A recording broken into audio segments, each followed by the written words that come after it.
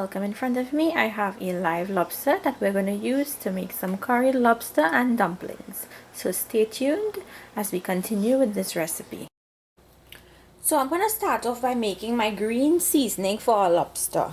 And for this I have here some fresh curry leaves, half of a hot pepper, this is optional, some fresh banana or culantro, some chopped scallions, a few cloves of garlic sliced up, some puddina or broadleaf thyme, and some fresh fine thyme. So I'm going to put all these ingredients into my blender and give it a blend until it's nice and fine.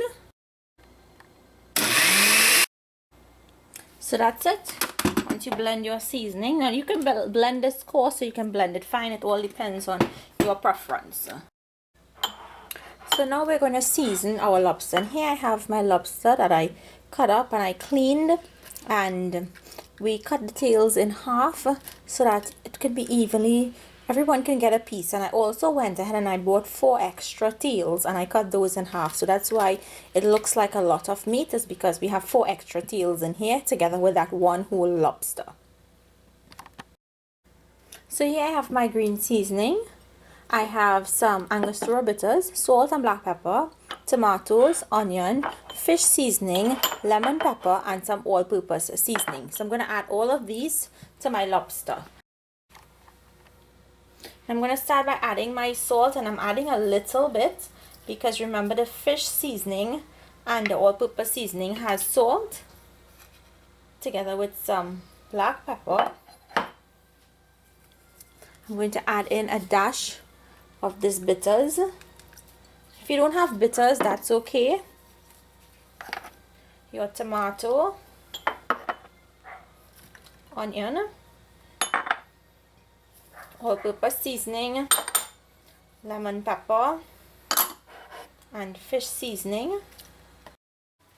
Now I'm going to add in my green seasoning.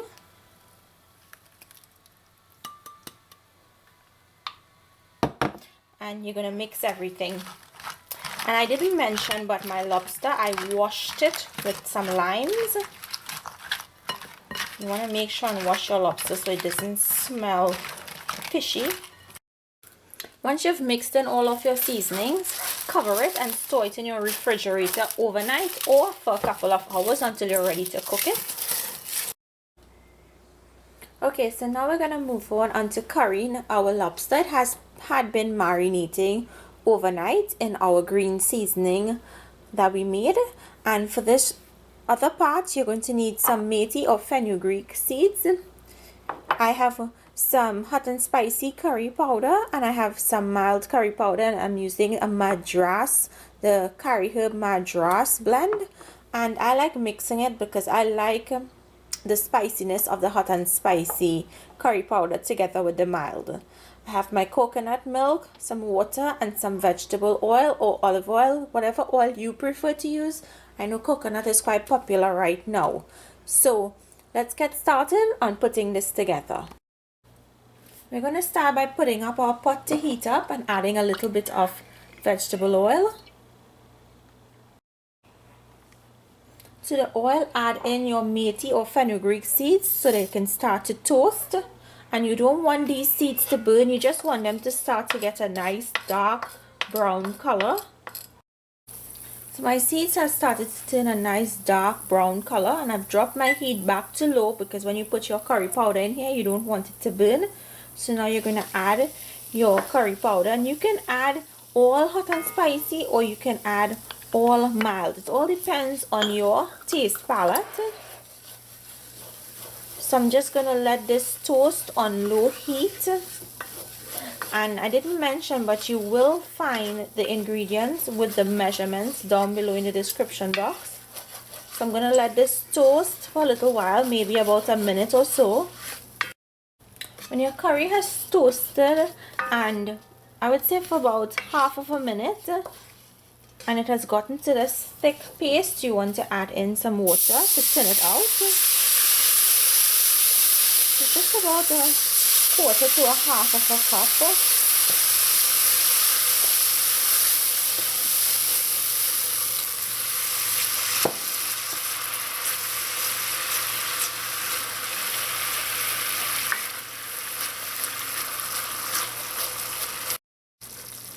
Okay, it's been about half of a minute. I'm going to add in the rest of my water.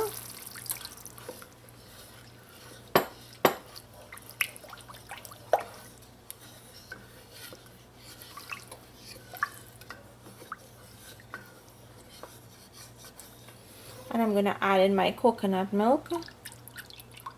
And the reason why I'm not adding in my lobster and letting it bunjey down in the curry is because the lobster is not going to take very long to cook, and if I were to do that process, the lobster would definitely be overcooked by the time you put in your coconut milk. It will get overcooked and it's not going to taste nice. It will taste rubbery. So I prefer doing it this way.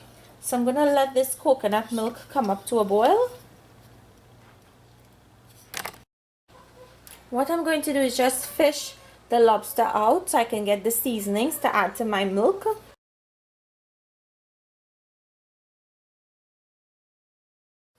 I'm going to add my seasonings to the pot because we have that onion and tomatoes in there and we want that to start to cook and flavor our milk broth. Give this a mix and let it come back up to a boil. Now that this has come up to a boil, I'm going to drop my heat back to low and let it simmer so those flavors can develop, and let this sauce thicken up a bit before we add in our lobster pieces.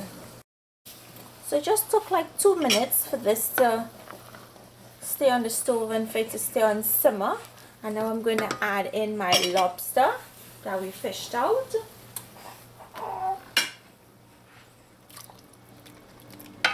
And yes, you want to add all those juices with it because that helps to flavor it. Now go ahead and give this a mix and allow this to cook just for about, I would say, 5 to 8 minutes until your lobster has cooked. Mine wouldn't take very long because, as you all can see, I split the tails and the head in half. So once it turns that corally pinkish color and it starts to turn into that C shape, the lobster would be ready. I'm just going to add in 1 habanero pepper or Scotch bonnet pepper. That Scotch bonnet pepper is not going to make this food spicy. You could always fish that out at the end, and I usually take it on my plate when I'm eating. So you see this coralish color, that's what you're looking for. You want your lobster, all of the lobster, to be that color. So you want to make sure and turn it, because the ones at the bottom may start to turn that color before the shells at the top do. You see, as it's turning, because you want to make sure it's cooked evenly. You don't want some pieces to be cooked and some pieces are raw. So my lobster is finished. You see how the shells have turned the coral color and the tails have curled into that C? That's what you want. You don't want to overcook your meat.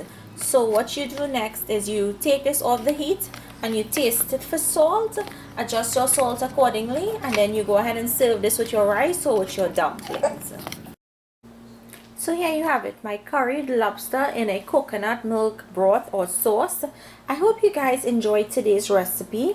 Make it and let me know down below if you like it. Thank you all for watching, and I'll see you all another day with another one of my recipes. Enjoy!